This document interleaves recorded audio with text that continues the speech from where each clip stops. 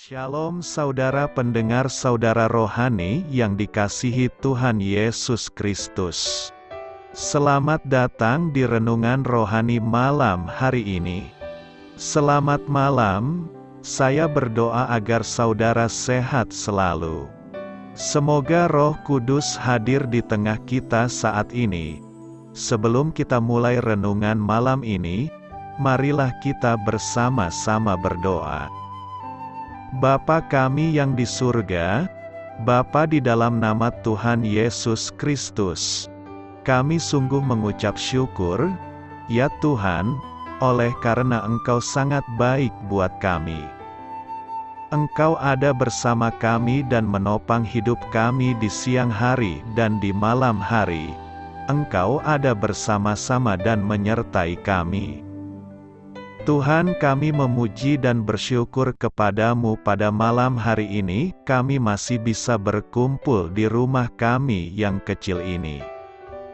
Tuhan, saat ini kami hendak mendengarkan firman-Mu. Berilah pengetahuan dan bimbinglah hamba-Mu ini agar apa yang Engkau firmankan dapat bekerja sesuai kehendak-Mu. Buat kami jemaat-Mu, bukalah hati dan pikiran kami untuk mendengar dan menerima firman-Mu.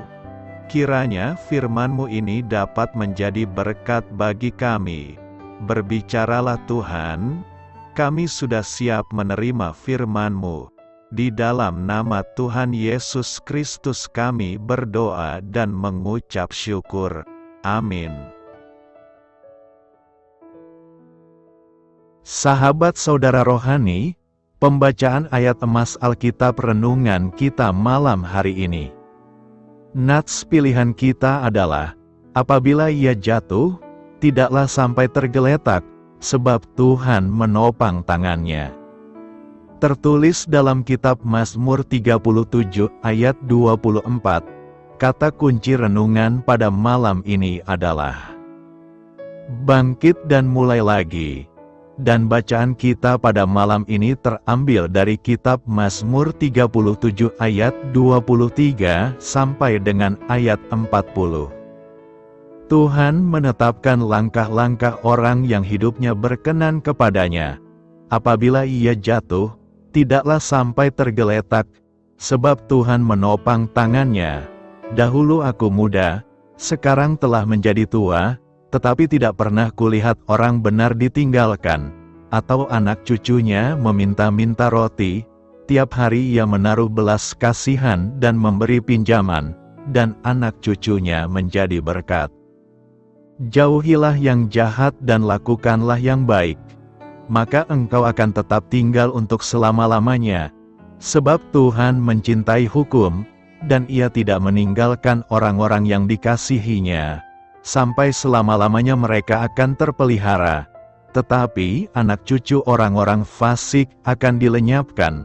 Orang-orang benar akan mewarisi negeri dan tinggal di sana senantiasa. Mulut orang benar mengucapkan hikmat, dan lidahnya mengatakan hukum. Taurat Allahnya ada di dalam hatinya, langkah-langkahnya tidak goyah. Orang fasik mengintai orang benar dan berikhtiar membunuhnya. Tuhan tidak menyerahkan orang benar itu ke dalam tangannya, ia tidak membiarkannya dinyatakan fasik pada waktu diadili. Nantikanlah Tuhan dan tetap ikutilah jalannya, maka ia akan mengangkat engkau untuk mewarisi negeri, dan engkau akan melihat orang-orang fasik dilenyapkan. Aku melihat seorang fasik yang gagah sombong, yang tumbuh mekar seperti pohon aras Libanon. Ketika aku lewat, lenyaplah ia. Aku mencarinya, tetapi tidak ditemui. Perhatikanlah orang yang tulus dan lihatlah kepada orang yang jujur. Sebab pada orang yang suka damai akan ada masa depan. Tetapi pendurhaka-pendurhaka akan dibinasakan bersama-sama, dan masa depan orang-orang fasik akan dilenyapkan. Orang-orang benar diselamatkan oleh Tuhan, ia adalah tempat perlindungan mereka pada waktu kesesakan. Tuhan menolong mereka dan meluputkan mereka, Ia meluputkan mereka dari tangan orang-orang fasik dan menyelamatkan mereka, sebab mereka berlindung padanya. Terambil dari kitab Mazmur 37 ayat 23 sampai dengan ayat 40. Topik dari ayat emas renungan kita adalah, sukses berarti kemauan untuk bangkit kembali setelah jatuh. Mari kita mulai renungan malam kita. Untuk memulai hal baik, serahkanlah segala sesuatu hanya kepada Tuhan. Mari kita mulai segmen kisah inspiratif. Apakah Anda merasa jatuh, tergeletak, hari ini? Apakah Anda merasa putus asa dengan apa yang Anda alami kemarin, pada saat lengah? Apakah Anda tersandung dan terjatuh, lalu menyerah kalah pada dosa? Ada yang lebih buruk dari sekadar terjatuh, yakni terus berada dalam kejatuhan. Orang fasik akan jatuh dan tidak bangkit lagi. Tetapi tidak demikian halnya dengan orang Kristen. Meskipun kadangkala jatuh, namun kita tidak akan menyerah begitu saja dan berusaha untuk bangkit kembali. Memang tidak seharusnya kita berbuat dosa, tapi pada kenyataannya kita banyak melakukannya. Rasul Yohanes menulis, jika kita berkata bahwa kita tidak berdosa, maka kita menipu diri kita sendiri. Tetapi ia juga menuliskan kabar baiknya. Hal-hal ini kutuliskan kepada kamu, supaya kamu jangan berbuat dosa. Namun jika seorang berbuat dosa, kita mempunyai seorang pengantara pada Bapa, yaitu Yesus Kristus, yang adil. Dan ia adalah pendamaian untuk segala dosa kita. Akuilah kegagalan-kegagalan Anda, jangan terus mencemaskannya, tetapi akuilah, sebelum mati bagi kita, Dia tahu bahwa kita masih harus terus berjuang dalam dosa. Maka dari itu Dia bersedia menyucikan kita setiap hari. Awalilah tiap-tiap hari Anda dengan menyediakan waktu untuk mengaku dosa, mengakui kelemahan Anda, dan meminta kekuatan dari Allah untuk melakukan kehendak-Nya. Dengan bergantung pada anugerah dan kekuatan Tuhan, Anda akan segera tahu apa arti kemenangan yang sebenarnya. Percayalah kepada Tuhan. Mazmur 37 ayat 3 berkata, percayalah kepada Tuhan dan lakukanlah yang baik, diamlah di negeri dan berlakulah setia.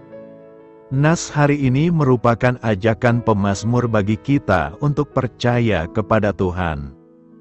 Kitab Mazmur merupakan sebuah kisah pengalaman hidup yang sangat menyentuh hati kita. Mazmur bagi Luther adalah kitab yang dengan jujur menceritakan pengalaman iman dalam seluruh segi kehidupan para pemazmurnya, baik ketika mereka diberkati maupun ketika mengalami pergumulan hidup. Dalam bacaan hari ini, pemazmur membagikan refleksinya ketika berjumpa dengan orang fasik. Orang fasik adalah orang yang suka berbohong dan melakukan kecurangan. Dalam menghadapinya, pemazmur mengatakan, jangan marah, percayalah kepada Tuhan dan lakukanlah yang baik. Tuhan akan memunculkan kebenaran seperti terang dan hak-Mu seperti siang. Pemazmur mengajak kita untuk tidak dikuasai oleh situasi, tetapi menyerahkan pergumulan itu kepada Tuhan dan tetap melakukan bagian kita dengan baik.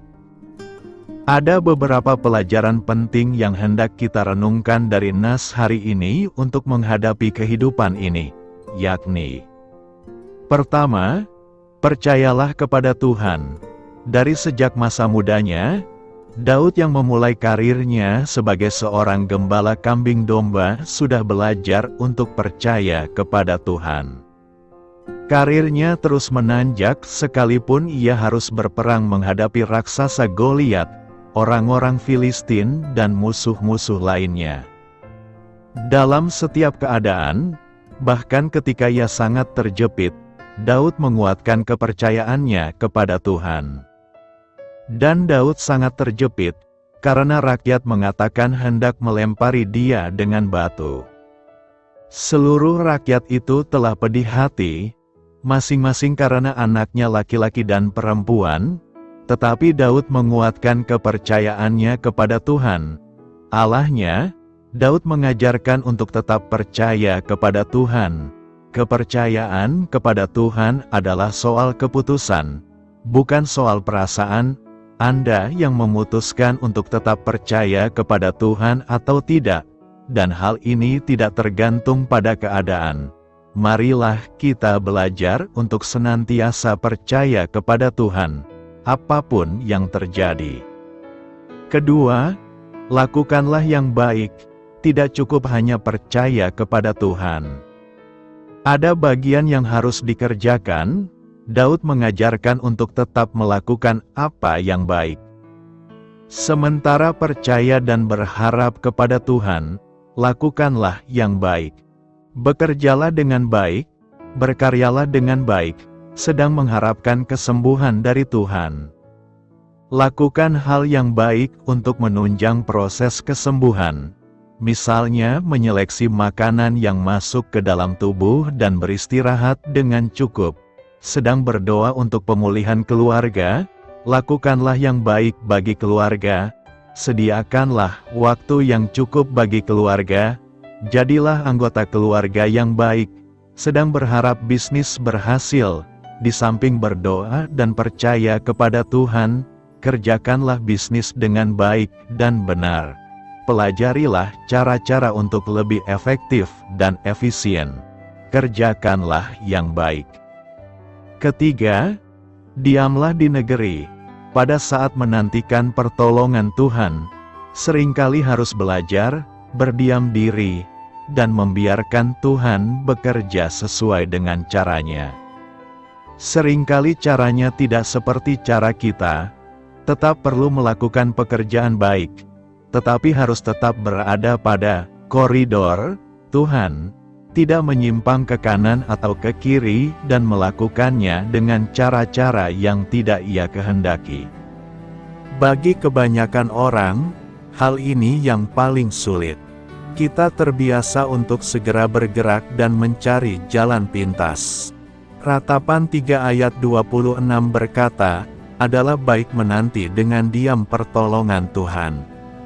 Mazmur 37 ayat 4 berkata, nantikanlah Tuhan dan tetap ikutilah jalannya, maka Ia akan mengangkat engkau untuk mewarisi negeri. Keempat, berlakulah setia. Selanjutnya diperlukan kesetiaan. Orang yang berlaku setia dikenan Tuhan. Kesetiaan diuji dengan waktu, kesetiaan diuji dengan hambatan, batu sandungan, dan seringkali penderitaan jasmani. Pada waktu Ayub mengalami ujian, ia berkata, karena Ia tahu jalan hidupku, seandainya Ia menguji aku akan timbul seperti emas. Ujian merupakan proses pemurnian. Untuk lulus dalam ujian tersebut diperlukan kesetiaan.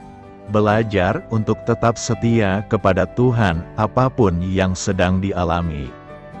Orang benar tidak ditinggalkan Tuhan. Mazmur 37 ayat 25 berkata, dahulu aku muda, sekarang telah menjadi tua, tetapi tidak pernah kulihat orang benar ditinggalkan, atau anak cucunya meminta-minta roti. Orang benar pasti selalu dipelihara dan disertai Tuhan. Tuhan tidak akan pernah meninggalkan kehidupan orang benar yang percaya kepadanya.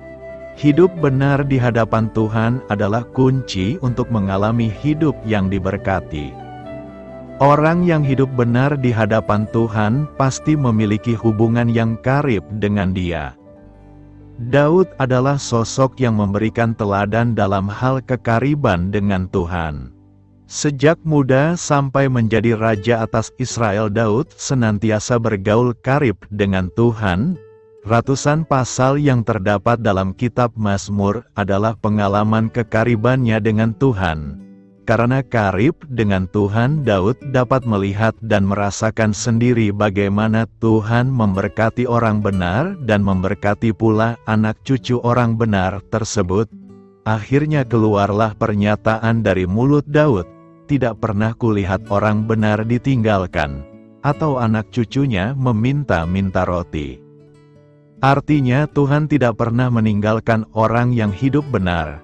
Bahkan langkah-langkahnya pun ditetapkannya. Tuhan menetapkan langkah-langkah orang yang hidupnya berkenan kepadanya. Orang benar bukan hanya menerima dan mengalami kebaikan Tuhan bagi dirinya sendiri, tapi kebaikan Tuhan itu juga akan dialami oleh anak cucunya. Setiap orang yang percaya kepada Kristus secara beroleh status sebagai orang benar. Kita dibenarkan secara cuma-cuma oleh penebusan Kristus di Kalvari. Dengan kata lain, kita diberi status sebagai orang benar, semata-mata karena iman. Karena itu Tuhan menghendaki supaya kita tidak hanya dibenarkan secara status, tapi kita harus benar-benar bertumbuh dalam kebenaran. Ini membutuhkan sebuah proses yang berlangsung seumur hidup kita. Jika kita sudah bertumbuh sampai kepada tingkat orang benar, maka janji berkat Tuhan pasti akan digenapi dalam kehidupan kita dan berkat itu juga sampai kepada anak cucu kita. Orang benar adalah orang yang takut akan Tuhan. Itu diwujudkan melalui ketaatan melakukan firman Tuhan dan menjauhi segala bentuk kejahatan. Kepadanya, Tuhan menunjukkan jalan yang harus dipilihnya. Orang itu sendiri akan menetap dalam kebahagiaan dan anak cucunya akan mewarisi bumi. Melalui nas hari ini kita dapat belajar dan merenungkan beberapa hal penting di antaranya. Pertama, setiap hari Tuhan akan menaruh belas kasihan. Belas kasihan Tuhan akan disediakan bagi orang-orang benar. Mereka akan menerima belas kasihan dari tangan Tuhan sendiri. Tuhan selalu memperdulikan kehidupannya serta memperhatikan setiap tetesan air mata mereka. Kedua, setiap hari Tuhan memberikan pinjaman. Tuhan tidak akan berhutang kepada orang-orang benar.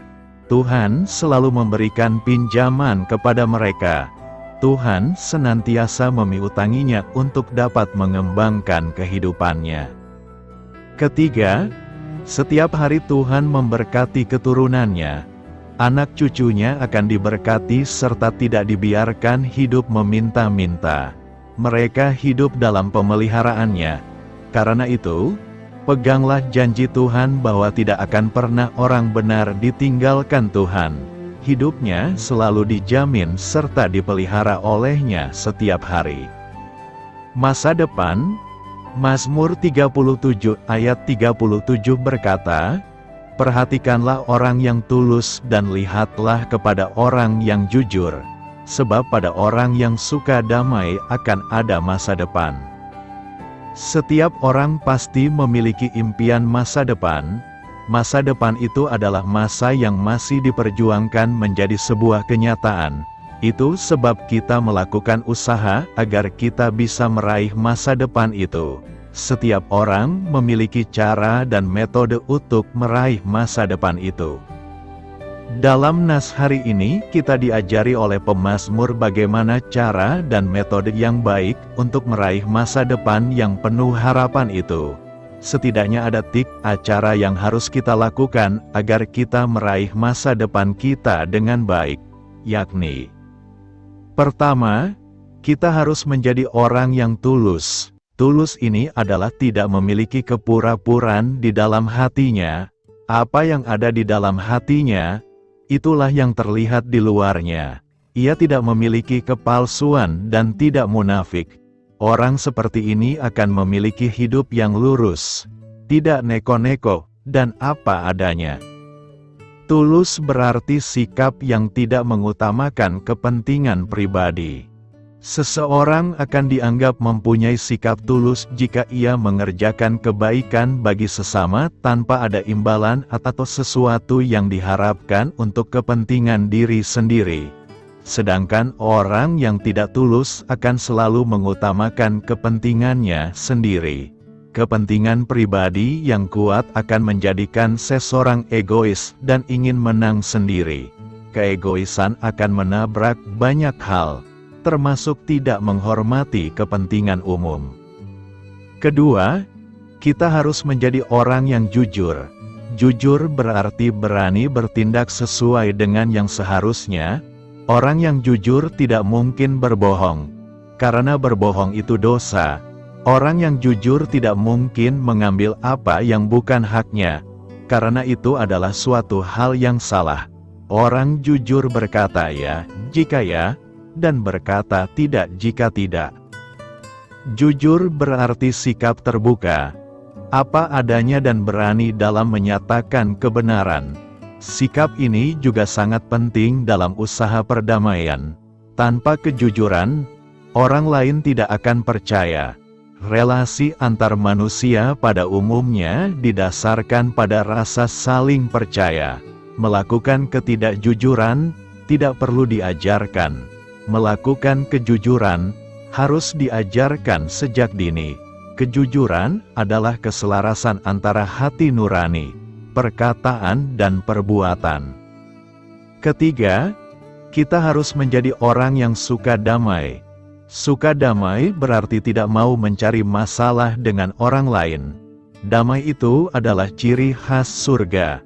Oleh karena itu salah firman Tuhan dalam ayat lain pun berkata agar sedapat mungkin kita hidup dalam perdamaian dengan semua orang. Orang percaya harus dapat hidup dalam damai, dan membagikan damai itu kepada orang lain.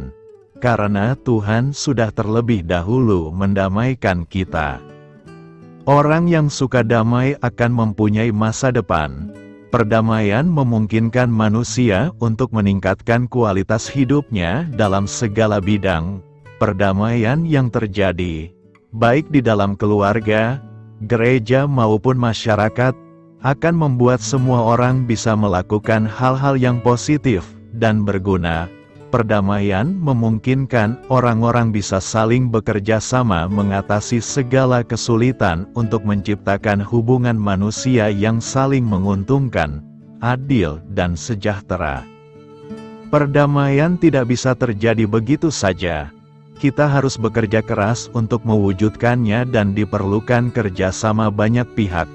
Apalagi setiap manusia mempunyai perbedaan satu dengan yang lain. Diperlukan sebuah visi yang jelas untuk menyamakan visi tersebut dan berjalan bersama dalam perbedaan.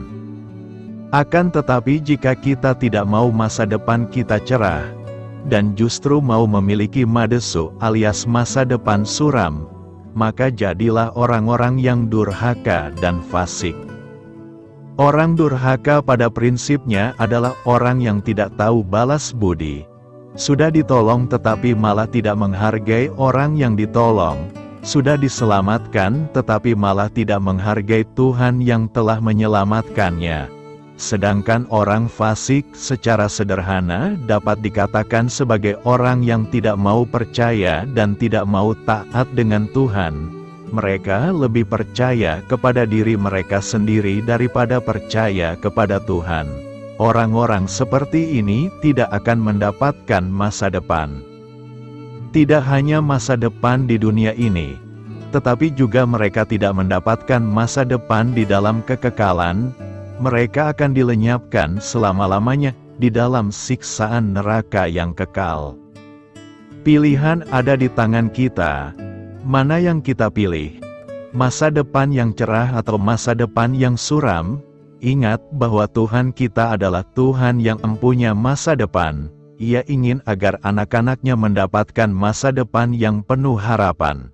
Karena itu, mari kita menjadi orang-orang yang tulus, jujur, dan suka damai. Bagaimana langkah manusia yang diperintahkan Tuhan?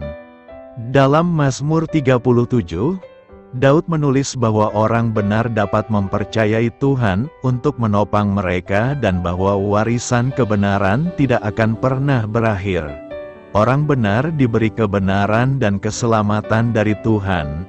Ini adalah mazmur yang mengingatkan kita akan kesetiaan Tuhan dan mendorong kita bahwa kita dapat mempercayai Dia dan bahwa Dia layak untuk kita percayai.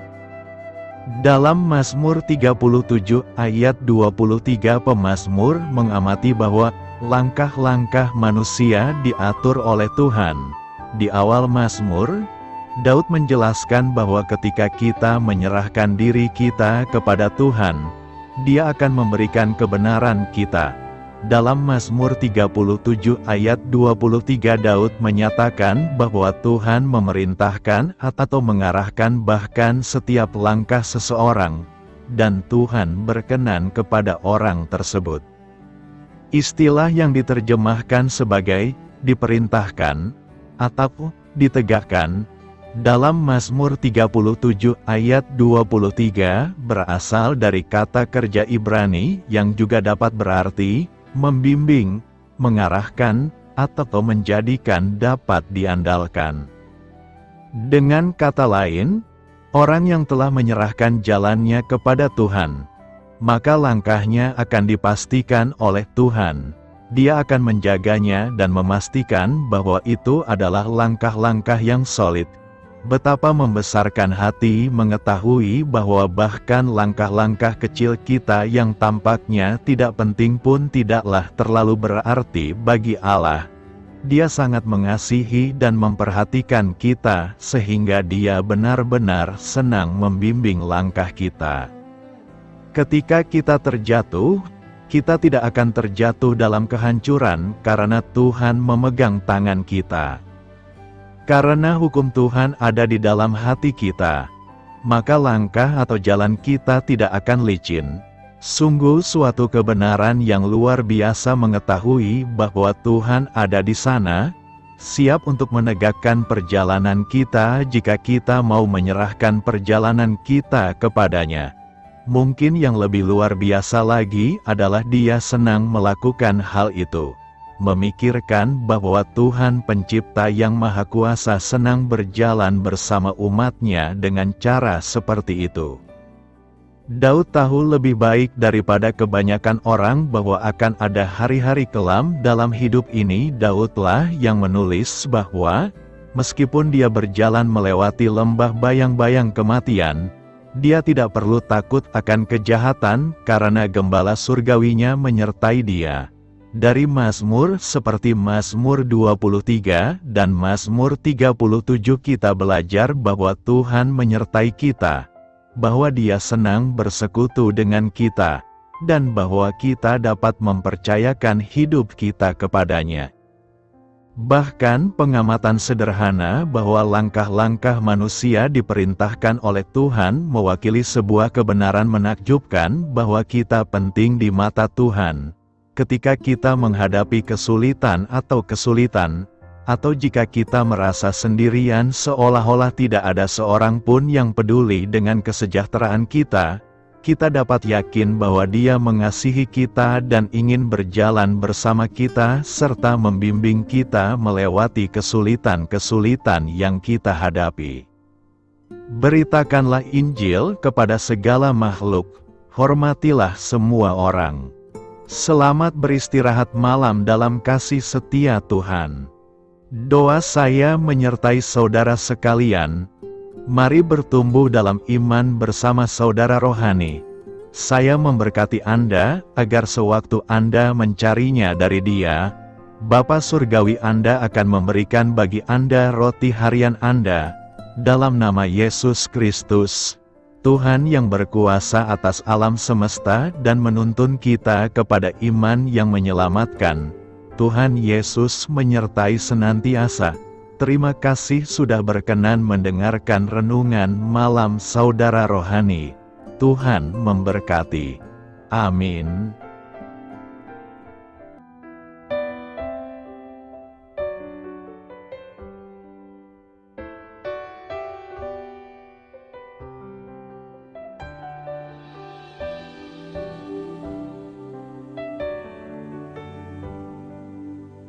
Marilah kita renungkan, sahabat saudara rohani, demikianlah renungan firman Tuhan malam hari ini. Semoga menjadi berkat di dalam hidup kita dan menjadikan kita pribadi yang lebih baik. Sebelum kita beristirahat pada malam hari ini, marilah kita berdoa. Bapa kami yang di surga, Bapa di dalam nama Tuhan Yesus Kristus, kami sungguh mengucap syukur, ya Tuhan, oleh karena Engkau sangat baik buat kami. Engkau ada bersama kami dan menopang hidup kami di siang hari dan di malam hari. Engkau ada bersama-sama dan menyertai kami, ya Tuhan Yesus. Kami mengucap syukur untuk firman-Mu, ya Tuhan, yang memberikan kami kekuatan dan menyadarkan kami bahwa kami tidak perlu takut dengan gelap dan malam. Sebab Tuhan, Engkau ada bersama kami. Engkau melindungi kami dan menjadi perisai bagi kami hamba-Mu berdoa saat ini. Tuhan, untuk setiap pendengar renungan ini yang mengalami ketakutan, kecemasan, kegelisahan, pada situasi gelap dan malam hari di dalam nama Tuhan Yesus Kristus. Kuasa Tuhan melepaskan mereka dari segala ikatan roh-roh ketakutan yang mengikat mereka saat ini. Tuhan melepaskan setiap anak-anak-Mu dari segala rasa takut dan kecemasan. Di dalam nama Tuhan Yesus segala kuasa-kuasa roh jahat, kuasa setan iblis yang mengganggu anak-anak-Mu, ya Tuhan, tolong hancurkan dan halaukan dengan kuasa-Mu. Dalam nama Tuhan Yesus Kristus, berkati setiap kami anak-anak-Mu, ya Tuhan, dan lindungilah kami. Kami aman di dalam Engkau. Ya Tuhan, penuhilah setiap hati kami dengan keberanian, damai sejahtera, dan sukacita serta ketenangan yang dari Tuhan. Berkati kami di malam hari ini, saat kami tidur dan beristirahat. Kuasa-Mu, ya Tuhan, menaungi setiap kami, memberkati dan melindungi kami. Bangunkanlah kami kembali besok pagi dengan kekuatan yang baru. Tubuh yang sehat diberkati Tuhan dan berkat-berkat yang baru, Tuhan sediakan bagi kami. Terima kasih, ya Tuhan, kami sungguh mengucap syukur untuk firman-Mu yang menguatkan kami. Dalam nama Tuhan Yesus Kristus Juru Selamat kami, Bapa kami yang baik, kami mengucap syukur dan berdoa haleluya. Amin.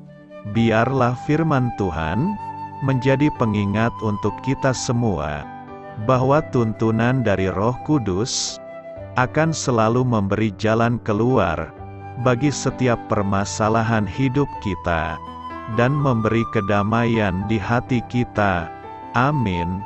Sampai jumpa di renungan malam saudara rohani berikutnya.